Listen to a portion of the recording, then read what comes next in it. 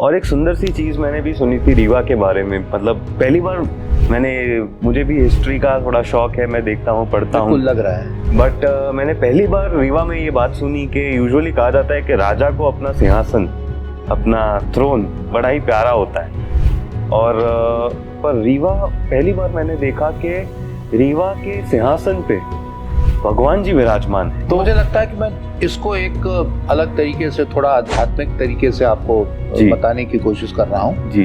रामायण में तुलसी बाबा ने एक बहुत अच्छी बात कही है, सिर भर जाई उचित असमोरा, सबसे सेवक धर्म कठोरा।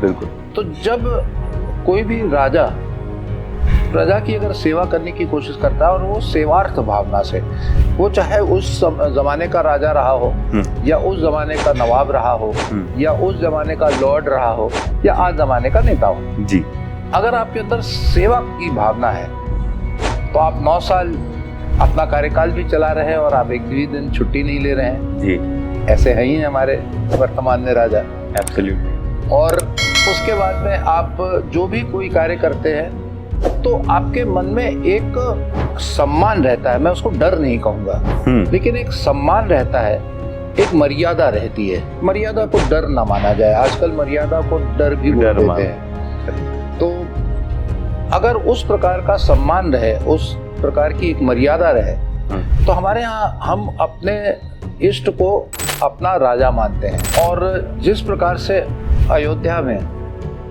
जो राजा है वो भगवान रामचंद्र जी हैं, ओरछा में जो राजा है वो रामचंद्र जी हैं, आज भी उनकी सलामी ली जाती है, आज भी उनकी सल्यूट की जाती है। बिल्कुल। उसी प्रकार से रीवा में भी हमने राजाधिराज भगवान को उनके अपना राजा माना है और हम उसकी सेवा कर रहे हैं, हम प्रथम सेवक हैं। बिल्कुल। तो हम प्रथम सेवक ही हैं, कल भी थे, आज भी हैं, और आने वाली पीढ़ी में भी मैं कह सकता हूँ जितना होगा उतना उसको रखेंगे।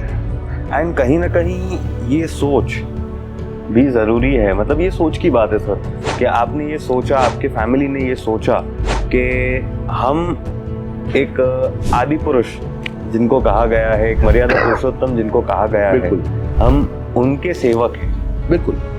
तो वो अंदर से वो राजा के तौर पे और सेवक के तौर पे, आप जो कहते हैं ना कि हाँ, एक वो इमेज बन जाती है ना, वो इमेज भी नहीं बनती, वो इमेज बिल्कुल नहीं बनती है। और दूसरी बात, आपके खुद के मन में एक लकीर खींची है, एक मर्यादा की लकीर खींची है। बिल्कुल। तो वो एक लाइन ऑफ कॉशन, हाँ, अगर उसको कहा जाए तो वो लाइन ऑफ कॉशन है कि हमें इसको लांघना नहीं है। अगर इसको हम लांघ गए तो हम अपना धर्म ठीक से नहीं कर रहे हैं। ट्रू।